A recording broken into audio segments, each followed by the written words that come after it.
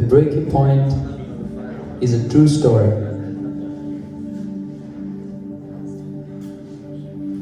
Once upon a time, in the year 2020, a 25-year-old man, very elegantly dressed, is walking through the crowded streets of the concrete jungle.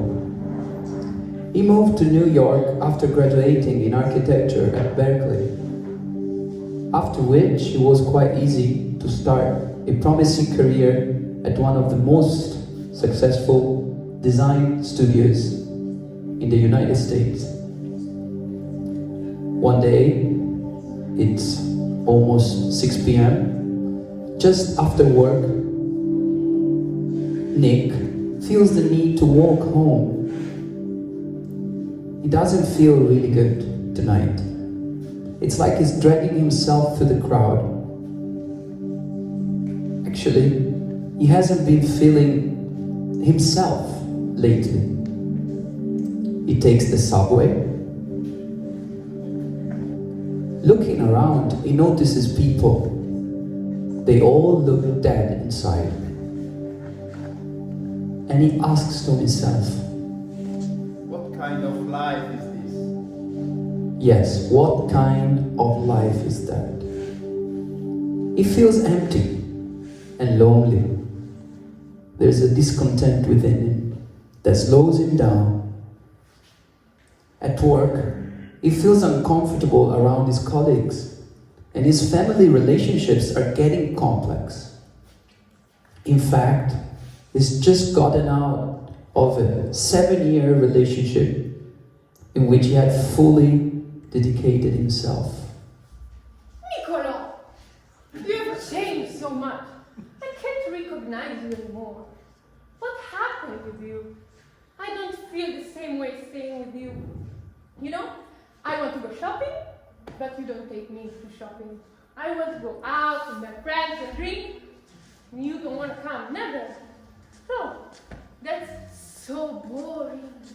You started yoga, you became vegan, you just eat salad. You know, that's really boring for me. And what's happening? What's happening inside his head? I don't understand. I want a normal life, you know? You're too abnormal for me. Don't speak like this. No, I'm done with you. Nick is not new to this. It's like a movie he's seen before. He remains passive and apathetic.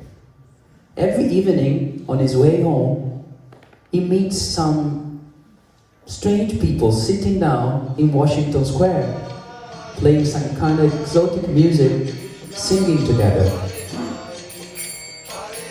Almost every day, Nick passes the Hariramas, yet he doesn't pay much attention to them. He's perplexed. He's amazed, seeing them so bright-faced, looking so happy while chanting and dancing. Once, one of them approaches him. He hands out a Mahasweet and says, This is for you. Oh, thank you. What's the point of cleaning the bird's cage if you don't feed the birds inside? an enigmatic phrase that leaves Nick dumbfounded. He doesn't understand, yet he wants to find out more. Their joyous singing reminds him of when he was a child, playing carefree outside until late with his brothers and friends. Nick thinks to himself, What remained of my childhood dreams? When I was joyful, always joyful. I'm curious about everything in my life. Nick's carefree attitude is long gone, replaced now by a strong sense of disgust.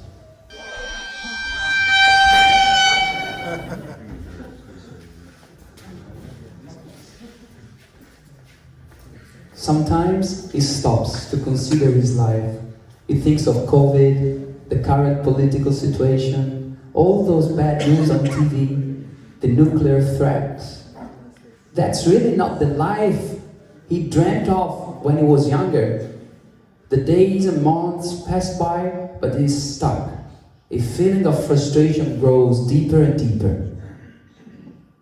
Nick has many thoughts. He's not sure what direction to take. He hears different voices in his head. Some are good voices, some are evil voices. Nick, you should come to the meditation center. You'll be so happy. You can chant together, have amazing food. You remember how happy you are when you do meditation? YOLO, YOLO, YOLO, YOLO. You only live YOLO. once. You only live once. Don't listen to this guy. Why seek an eternal life when all you can really trust is what's right here in front of you? Come with me. There's some talent at the bar. Don't miss this chance. Hey, no, don't listen to him. Remember, what's the point of cleaning the cage if you don't feed the bird? It's just a dead bird. And how nice was that sweet that you ate? Do you remember? Hey man, don't live a life of hypocrisy. You know you have the animal urges inside you. It's undeniable. Why to pretend? Just be yourself. Embrace who you are. You're an animal, a man. Come on, let's have a good time. No, Nick, look at him. He looks so miserable. You can tell. It's not real happiness. Real happiness is from within yourself. You know better. No, this guy sounds pretty boring to me. You ever heard of FOMO? Why live a life of austerity unnaturally? Embrace the real happiness of this world. Women, alcohol, fast cars. Let's go. Don't waste time. Nick is confused and lost. One night, on his way home, he hears a strange voice from a dark, dodgy, dirty street. The voice is calling his name.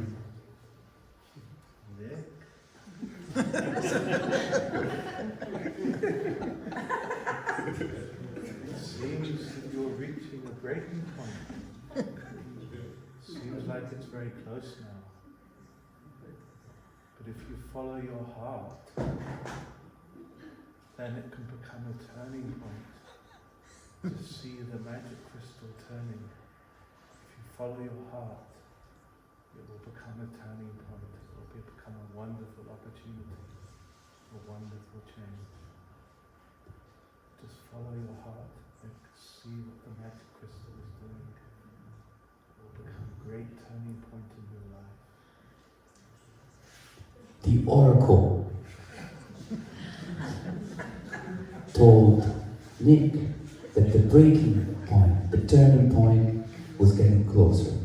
And so he felt that way. In fact, one evening, on his usual way home after work, he comes across the same bunch of Hare Krishna devotees, intent on playing and singing their old song. Always the same old song. Nico stops. He looks at them, smiling. All of a sudden, Nick notices something unusual. Some arrogant drunkards are rushing towards the devotees as if attacking them. They're screaming, they're swearing, they're drunk. He realizes these drunkards are actually harassing the devotees. To his own surprise, Nick feels empathy for them. Like an unprecedented feeling mixed with anger. He doesn't really know why, but he feels emotionally implicated. He's sorry for the mistreated devotees. And he decides to intervene and defend the devotees. A fight against those rascals begins. Nick manages to confront them, but the fight continues. Eventually, these strangers manage to escape. They manage to escape. Before escaping, one of them grabs the mridanga, smashes it on the ground, breaking it into many, many pieces. That breaking of the mridanga is the breaking point. Heartbroken, by what happened, Nick looks at the broken instrument on the ground and turns his gaze to the devotees. He's surprised to see them smiling and so calm. So he takes a few steps forward to get to know them. He's amazed that they're not angry. In fact, they're bright and happy, as if nothing really happened. How are you so happy?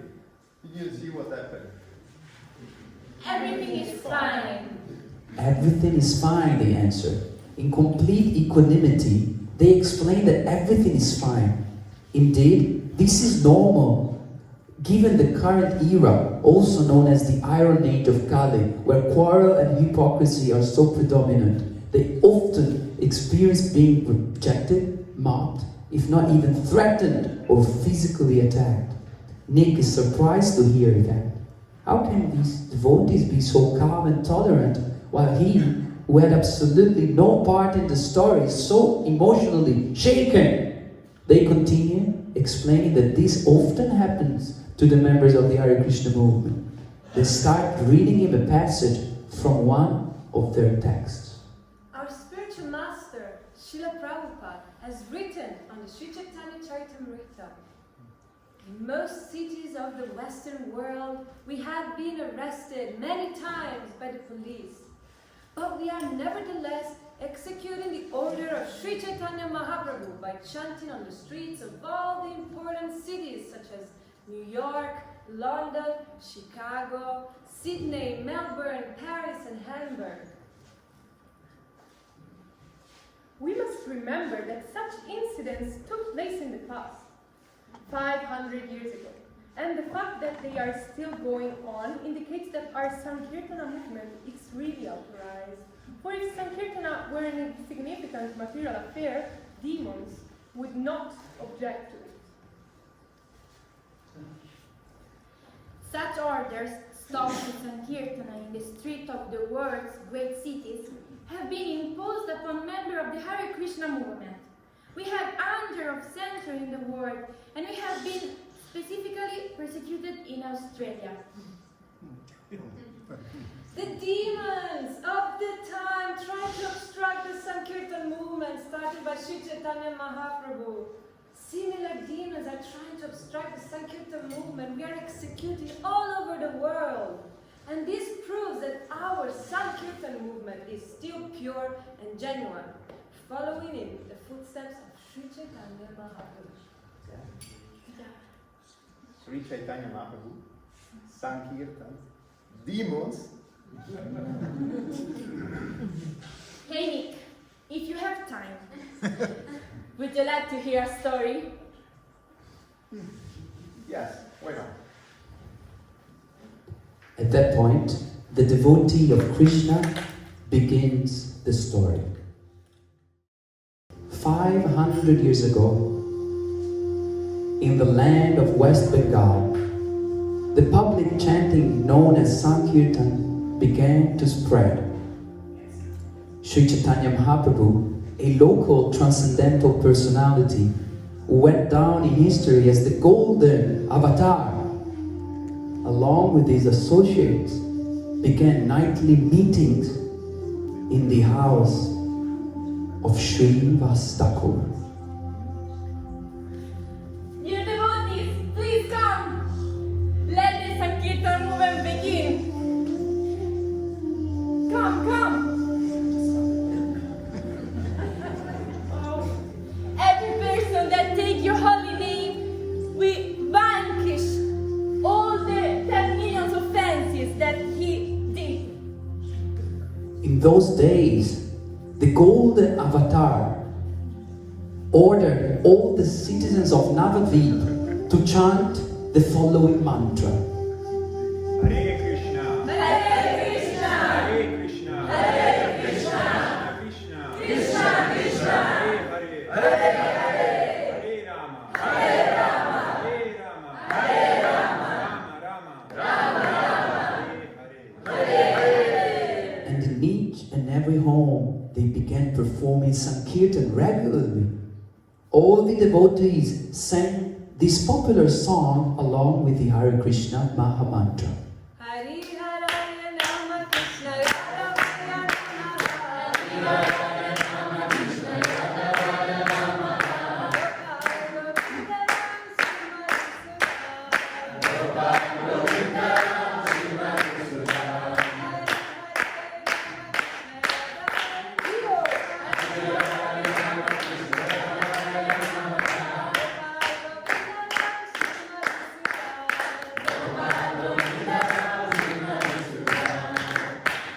Hindus had once been insincere in their execution of Hindu principles. But now, look at them. They freely chanted the Hare Krishna Mahamantra. So it must have been some extraordinary event or force that made them so reckless. When the Sankirtan movement thus started, no one in Navadvip could hear any sound other than the words and the beating of the mridanga and the clashing of hand bells. Hearing the resounding vibration of the Hare Krishna mantra, the local Muslims, greatly angry, submitted a complaint to the Qazi. You've not been following the Vedic principles of Hindu religion. Now you are following them with great enthusiasm. May I know what force is driving you? No one should perform Sankirtan in the street of the city.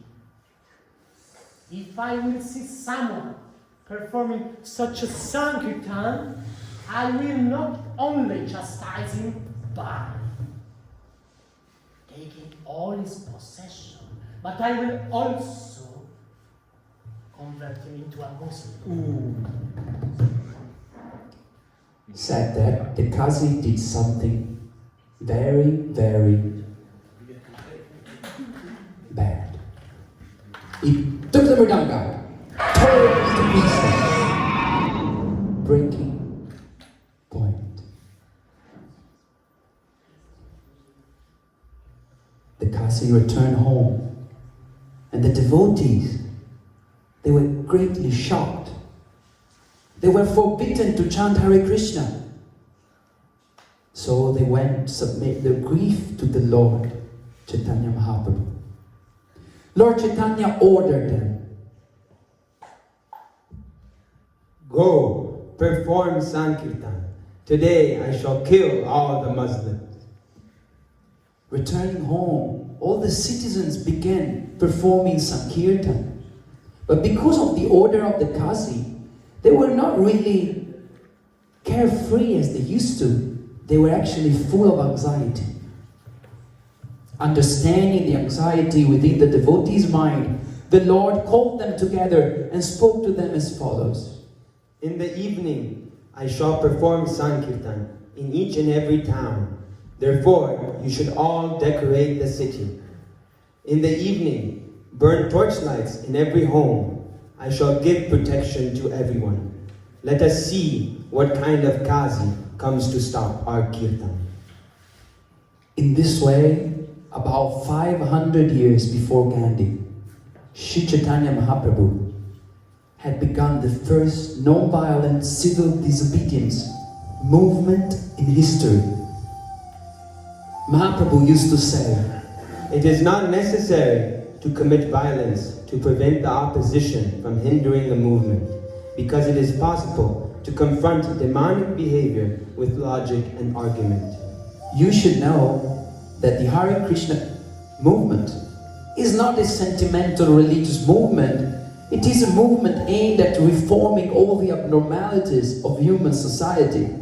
If people take it seriously, performing this duty scientifically according to the order of the Sri Chaitanya Mahaprabhu, the world will see peace and prosperity, instead of being confused and hopeless, subject to these useless governments. By following in the footsteps of Sri Chaitanya Mahaprabhu, wherever obstacles arise, the Hare Krishna movement should annihilate opposition with logical argumentation and thus prevent demoniac behavior. If we became violent in all cases, it would be difficult for us to continue our activities. Therefore, we must follow in the footsteps of Sri Chaitanya Mahaprabhu, who disobeyed Chankazi's order, but won him over with logical argumentation. When evening came, Lord Gaurasundar went out again. He formed 3 parties to perform Kirtan. In the front party danced Thakur Haridas, famous for chanting 300,000 names every day. In the middle party danced Advaitacharya with great ecstasy and jubilation. Lord Gaurasundar himself danced in the rear party, and Sri Nityananda Prabhu moved with the Lord Chaitanya's dancing. Performing kirtan in this way, circumambulating through every nook and corner of the city, they finally reached the door of the Kazi.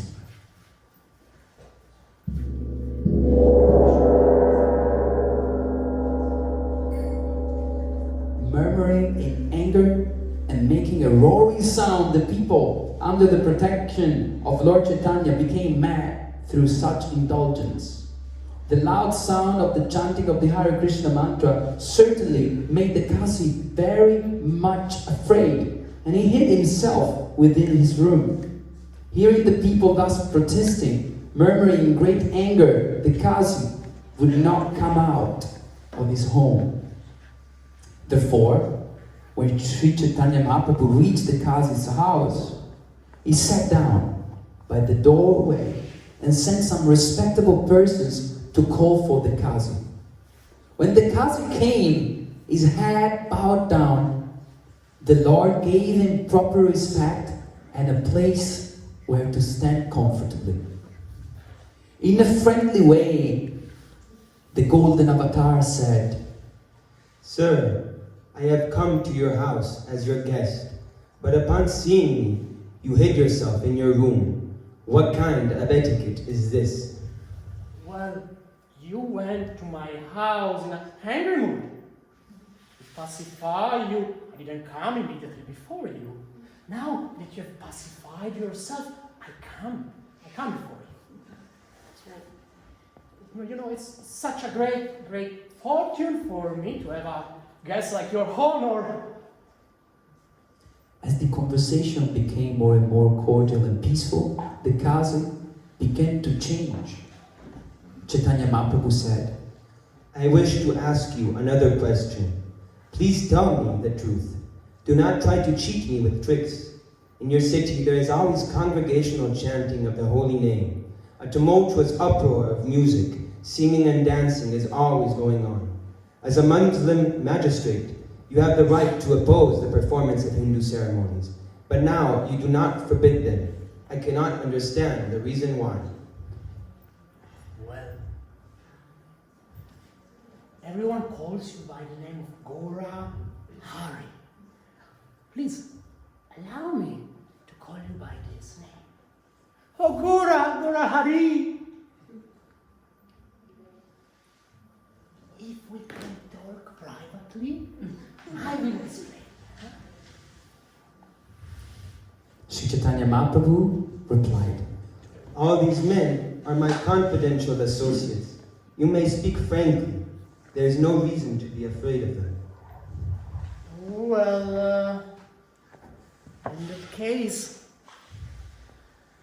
that day, when I went to the Hindu house, broke the mridanga, prohibiting the congregational chanting of that mantra, that same night, I saw in my dreams a fearsome lion. He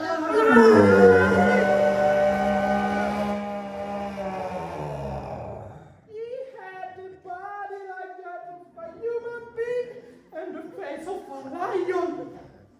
When he was sleeping, he jumped on my chest, laughing fiercely and gnashing his teeth. He placed his claws on my chest and said in a great voice, I shall immediately bifurcate your chest as you broke the mridanga drum. That was the breaking point. You have forbidden the performance of my congregational chanting. Therefore, I must destroy you. I was so afraid I closed my eyes, and he said again, I have defeated you just to teach you a lesson, but I must be merciful to you. On that day, you did not create a very great disturbance. Therefore, I have excused you and not taken your life. But if you perform such activities again, I shall not be tolerant. At that time I shall kill you, your entire family, and all the meat eaters. Well, so then the lion went away. But I was so afraid. Look at the marks of his claws on my chest.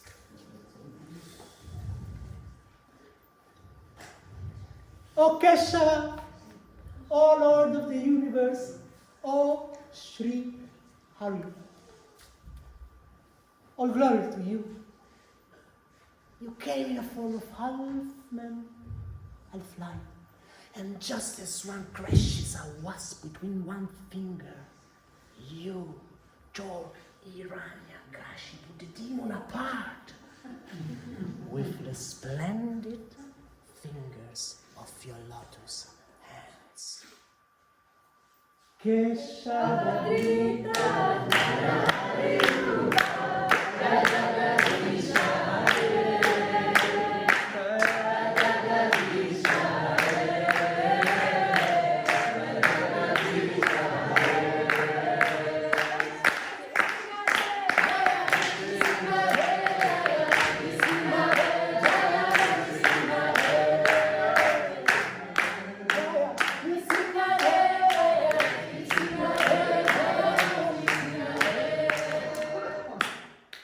Having heard him and seen the marks on his chest, all the people accepted the wonderful miracle. Hearing the Kasi speaking so beautifully, Sri Chaitanya Mahaprabhu touched him and smilingly spoke the following words. The chanting of the holy name of Krishna from your mouth has performed a wonder. It has nullified the reactions of all your sinful activities. Now you have become supremely pure. Because you have chanted 3 holy names of the Lord, Hari, Krishna, and Narayana, you are undoubtedly the most fortunate and pious. After the Kasi heard this, tears flowed down from his cheeks. He immediately touched the lotus feet of the Lord and spoke the following sweet words. Just for your mercy, that my bad intention is vanished. Please ensure that my devotion may always be fixed upon you. I desire a charitable favor from you. You must ensure that the Sankirtan movement is not interrupted, at least in the district of Nadia. Well, I can make a promise now. All my generation that will come, I make them a great admonition. No one should check the Sankirtan movement. Hearing this, the Lord stood up, chanting, Hari, Hari, Hari, Hari, Hari, Hari, Hari. Following him, all the other Vaishnavas also got up, chanting the vibration of the holy name. Sri Chaitanya Mahaprabhu went back to perform kirtan, and the Kasi, listen, even the Kasi, his mind jubilant, went with the devotees in Sankirtan. Krishna, Krishna, Hare Hare, Hare Rama, Hare Rama, Rama Rama, Hare Hare, Hare Krishna, Hare Krishna, Krishna Krishna, Hare Hare, Hare Rama, Hare Rama, Rama Rama, Hare Hare. This is the episode that refers to the Kasi and the Lord's mercy bestowed upon him. Whoever hears the story will be free from all offenses. To this day, the descendants of the Chamkasi are still living in the vicinity of Mayapur. People still go to see the tomb of the Chamkasi, which is underneath the Champaka tree and is known as Chamkasi Samadhi. Miraculously, the Champaka tree, symbolizing the Kasi, intertwines with the Neem tree, symbolizing Chaitanya. This representing the loving, devotional embrace that linked the Kasi to Chaitanya Mahaprabhu. Thus concludes the story of the divine episode of the Lord and the Kasi.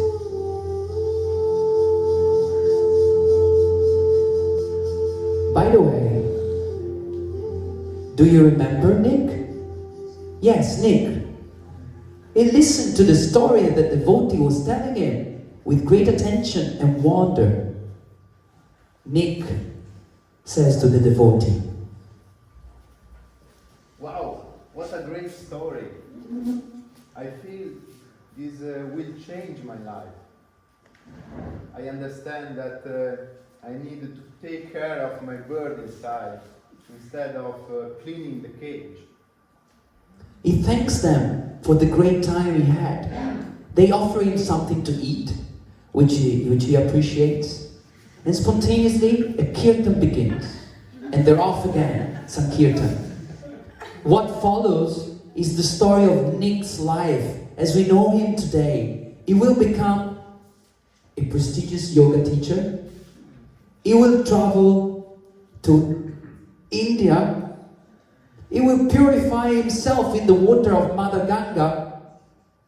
And he will study Bhagavad Gita, Srimad Bhagavatam, and Chaitanya Charitamrita, and associate with the devotees of Krishna. And so his life will gradually transform. And today Nick is a young devotee who inspires his Hatha Yoga students and fellow architects to embrace spiritual life and bhakti.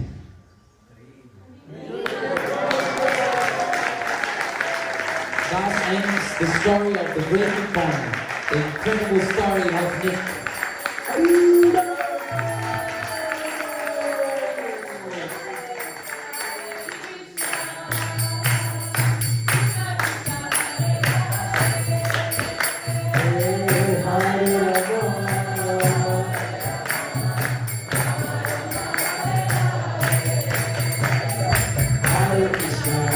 Krishna, Krishna Krishna, Hare Hare, Hare